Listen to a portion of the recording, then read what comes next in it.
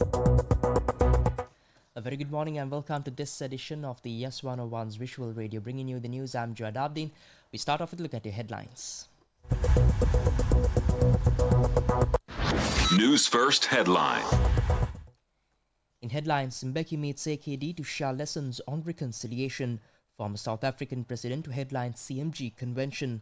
In news overseas, US gained nothing from strikes, says Iran's supreme leader. In sports, Pathum Nisanka's unbeaten 146 puts Sri Lanka ahead in Colombo Test.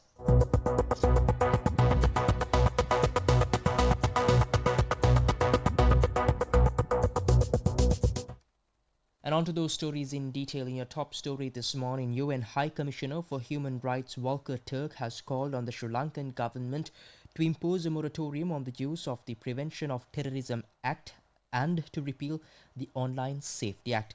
Let's now take a look at what the UN High Commissioner for Human Rights Volker Turk had to comment on the matter.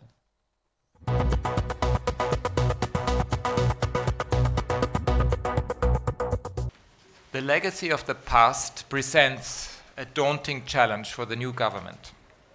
I followed and been encouraged by the speeches of the President over the past few months, in which he has publicly recognized the shared pain and grief of individuals from all communities.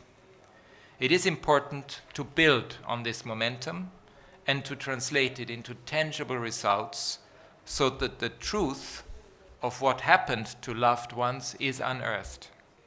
I also call for the moratorium of the use of the Prevention of Terrorism Act and urge an expedited review and release of long-term PTA detainees and prisoners.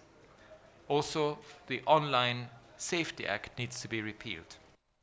And shifting attention towards more local news, Sri Lankan President Anurukumara Dissanayake met with former President of South Africa Thabo Mbeki at the Presidential Secretariat on Thursday, marking a significant diplomatic engagement focused on reconciliation and national unity.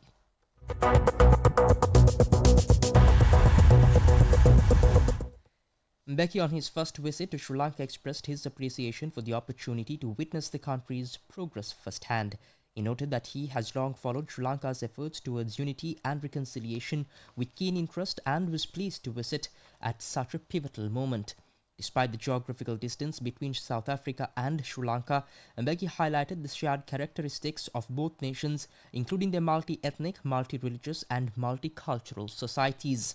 He emphasized that both countries face similar challenges in achieving lasting peace and expressed his willingness to share insights from South Africa's own reconciliation journey.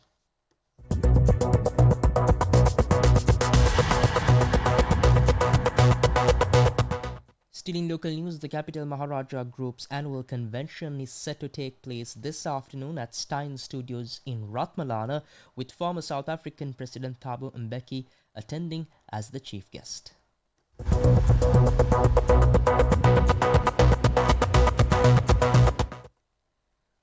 Mbeki, widely respected as a prominent democratic leader and statesman in this African region, arrived in Sri Lanka yesterday morning.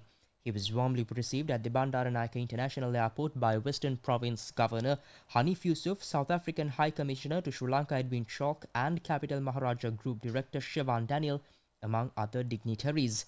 During the summit, Mbeki is scheduled to deliver a special keynote address, while his visit also includes meetings with young entrepreneurs and business leaders in Colombo, aimed at fostering dialogue and collaboration.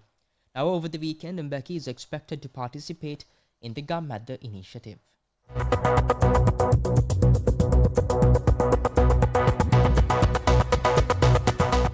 Up next is international news.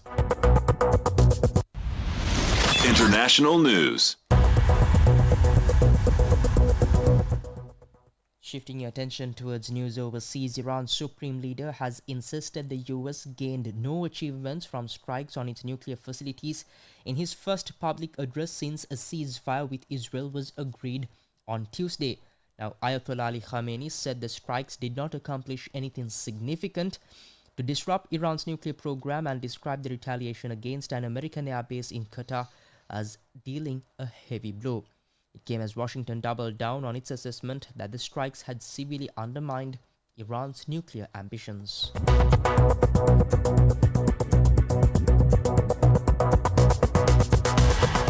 And up next is your update on sports. Sports news. In sports, it's cricket. In cricket, it is an update on the test match between Bangladesh and Sri Lanka. Bangladesh, of course, the visiting team to Sri Lanka. Now, the third day of the second test match between Sri Lanka and Bangladesh will get underway at the SSC ground in Colombo, with the hosts holding a 43-run lead and 8 wickets in hand in their first innings. Now, Bangladesh batting first posted a total of 247 runs before being bowled out. In response, Sri Lanka began strongly with the 88-run opening partnership between Pathum Nissanka and opener Lahiru Udara. Udara contributed 40 runs to this stand. Now, the momentum continued as Nissanka partnered with Dinesh Chandimal, who is also a veteran batsman to the team with his experience, to build a formidable 194-run stand for the second wicket. Now, Nissanka remained unbeaten on 146, 4 short of 150, marking his 4th test century, while Chandimal fell just short of a century with a well-crafted 93. Now, this was, of course, Chandimal's 34th test half-century.